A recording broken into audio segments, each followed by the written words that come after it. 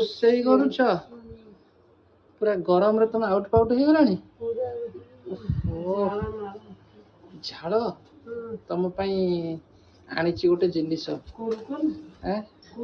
ତମ ଦେହ ପୁରା ଥଣ୍ଡା କରିଦବ।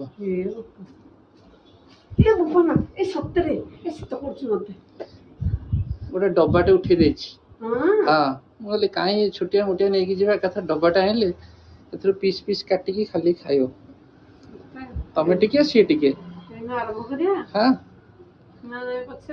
ନାଇଁ ଡେରି କାହିଁ କରିବ ସାଙ୍ଗେ ସାଙ୍ଗେ। ହଁ ଏଟା ପେଟ ଭିତରକୁ ପଳେଇଯିବାଟା ଭଲ ନା ଆଉ ଚଳଚଞ୍ଚଳ ଆଉ। ଏଇଟି ଦେଖ କଣ ଆଣିଛି। ନାଇଁ ଫ୍ୟାମିଲି ନୁହଁ ତା ଅଧାଟା ଆଉ।